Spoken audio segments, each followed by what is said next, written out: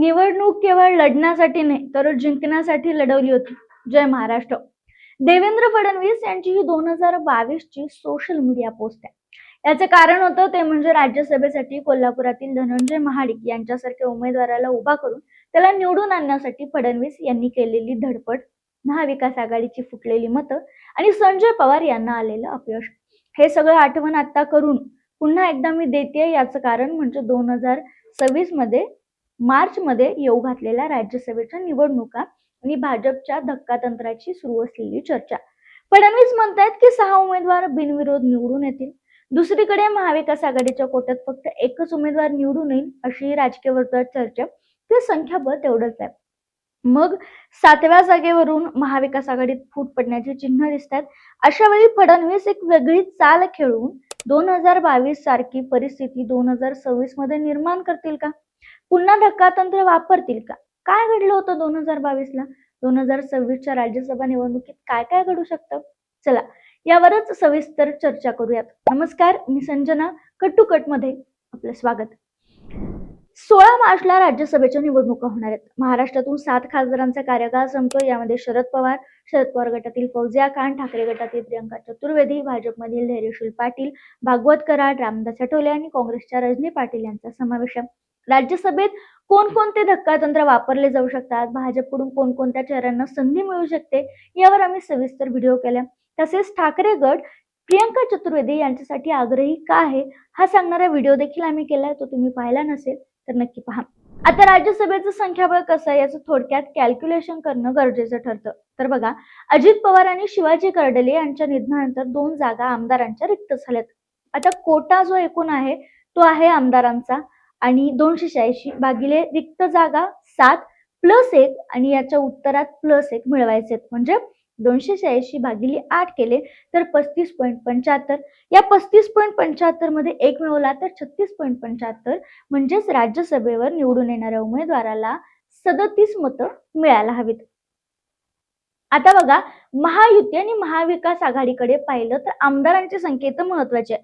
महायुतीकडे पाहिलं तर भाजपचे 131, शिवसेना शिंदे गटाचे 57, अजित पवार गटाचे 2 आणि अपक्ष ज्यांनी महायुतीला पाठिंबा दिला असे वेगवेगळे घटक पक्ष ज्यांचे 2 अधिक 1 अधिक 1 अधिक 2 असे 234 होते संख्याबळ. यातील 2 आमदारांचं निधन झालंय. महाविकास आघाडीकडे पाहायला गेलं तर 16, 10, 20 अधिक घटक पक्षांचे 2 अधिक 1 असे 49 आणि इतर जे आहेत ते 3 आणि एकूण याची बेरीज होते 286. आता महायुतीकडे कॅल्क्युलेशन पाहायला गेलं तर 234 भागिले 37 6, म्हणजे महायुतीचे 6 उमेदवार सहज निवडून येऊ शकतात. महाविकास आघाडीचे 49 मतं आहेत भागिले 7, म्हणजे एकच उमेदवार निवडून येऊ शकतो. हे कॅल्क्युलेशन तुम्हाला समजलं असेल.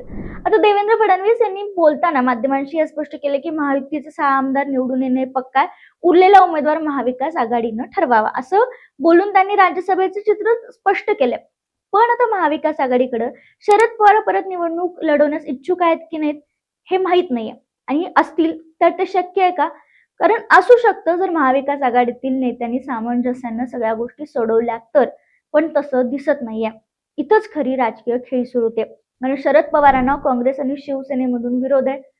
आमचाच उमेदवार राज्यसभेवर जाणार असं ठाकरे गट म्हणते. काँग्रेस नाही आता आमचाच उमेदवार जाणार अशी मोठ बांधायला सुरुवात केली. फडणवीसांनी आधीच 6 जागा निश्चित असल्याचं सांगून पुन्हा दबाव टाकण्याचा प्रयत्न केला.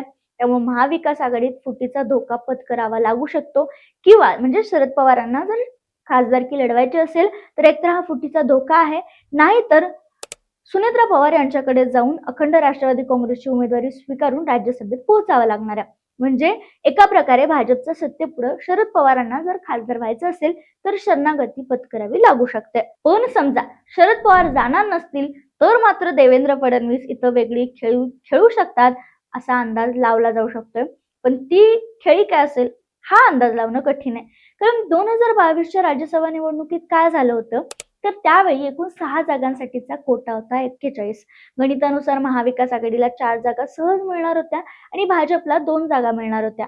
मात्र भाजपनं तिसरा उमेदवार धनंजय महाडिक यांना उभं केलं आणि शेवटच्या टप्प्यात समीकरणच बदलली.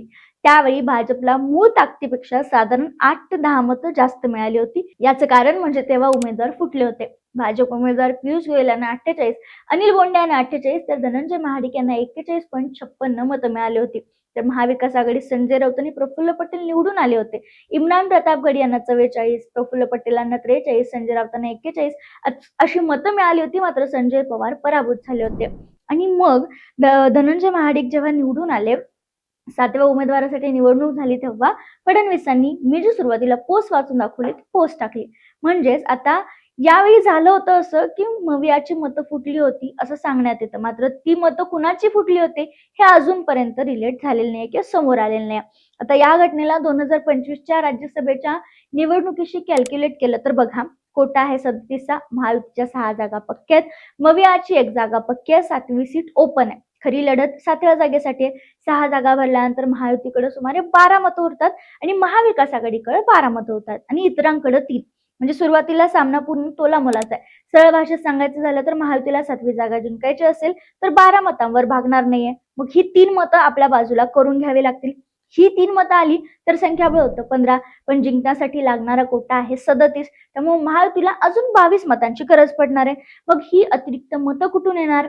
अर्थात महाविकास आघाडीतून क्रॉस वोटिंग, काही आमदार अनुपस्थित राहणे किंवा मतं अवैध ठरणं अशा परिस्थितीमुळेच ही मतं महायुतीला मिळू शकतात आणि ती मिळवण्यात देवेंद्र फडणवीस यांना फार अडचण येईल असं वाटत नाही. याचं कारण 2022 मध्ये ठरवलेली योजना ती यावेळी 2026ला ते वापरू शकतात. त्यामुळे 7व्या जागांचा निकाल हा सरळ आकड्यांवर नाही तर शेवटच्या क्षणाच्या राजकीय हालचालीवर ठरणार आहे. शिवाय देवेंद्र फडणवीस यांचं सगळ्याच नेत्यांशी चांगलं जुळत असल्यामुळे 2022च्या राज्यसभा निवडणुकीतही शेवटच्या क्षणी या सगळ्याचा फायदा झाला होता आणि हाच निकाल फिरला होता. आणि हाच अनुभव वापरून यावेळी फडणवीस अनपेक्षित खेळी करतील का याकडे सगळ्यांचंच लक्ष लागणार आहे. म्हणजे विधानसभा निवडणुकीला आता साधारण अजून 3-3.5 वर्ष आहेत. त्यामुळे लगेच जातीय समीकरणावर तरी नियुक्त्या राज्यसभेच्या होणार नाहीयेत. मग आता मात्र एवढं नक्की आहे की सगळं लक्ष त्या 7व्या जागेकडे आहे. आता ती जागा नेमकी कोणाच्या खात्यात जाते, शेवटच्या क्षणी काय होतं हे मात्र निवडणुका पार पडल्यानंतर आणि निकाल लागल्यानंतर समजणार आहे. मात्र या सगळ्या घडामोडींवर तुमचं मत काय? राज्यसभेवर कोण निवडून जाऊ शकतं 7वा उमेदवार? कमेंटमध्ये कळवायला विसरू नका.